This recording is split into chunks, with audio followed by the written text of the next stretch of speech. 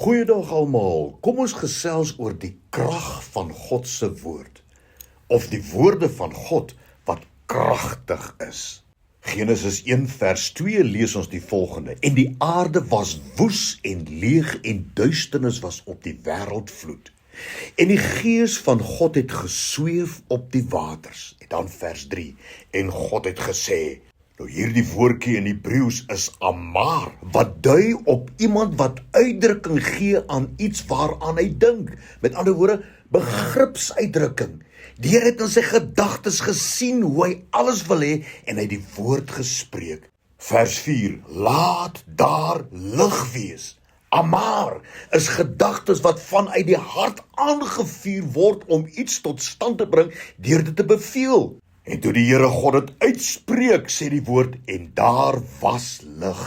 Sjoe, hierdie kragtige woorde wat begin het by gedagtes wat die Here gehad het van hoe dit moet wees. En God het gesê, laat daar lig wees, en daar was lig.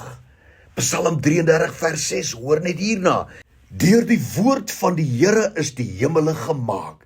En daardie woordjie woord in Hebreëus is dabar. En dan gaan hy aan en hy sê, en deur die gees van sy mond, hulle hele leer. Hy praat hier van die hele hemelruim, al die planete en al die sterre. En hierdie woorde deur die gees is ruach in Hebreëus, wat beteken om dit uit te blaas. En God het gesê, en dit was so. Hebreërs 11 vers 3 sê dit vir ons baie duidelik. Deur die geloof verstaan ons dat die wêreld deur die woord, rema, uitdrukking van gedagtes van God toeberei is. En weet, Jesus Christus is die volmaakte vervulling van hierdie krag van die Here. Sy woorde. Jesus het uitdrukking gegee aan God se gedagtes op aarde. In Johannes 8 vers 28. Uit myself doen ek niks nie, maar net wat my Vader my geleer het, dit spreek ek. En dan Johannes 12 vers 50. En ek weet dat sy gebod die ewige lewe is. En wat ek dan spreek, net soos die Vader van my gesê het, so spreek ek.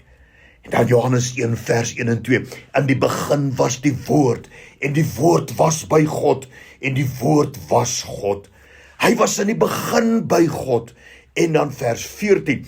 En die woord het vlees geword, en hy het onder ons gewoon. Luister net bietjie na hierdie krag van die woorde wat God uitspreek. 1 Kronieke 14 vers 10 en 11. Toe het Dawid God geraadpleeg en gesê, sal ek optrek teen die Filistyne en sal u hulle in my hand gee? En die Here het aan hom gesê, trek op Dawid, ek sal hulle in jou hand gee. Toe het hulle opgetrek by Baal Parisim, het Dawid hulle daar verslaan en Dawid het gesê, die Here God het deur my hand, deur my vyande gebreek, soos water deurbreek.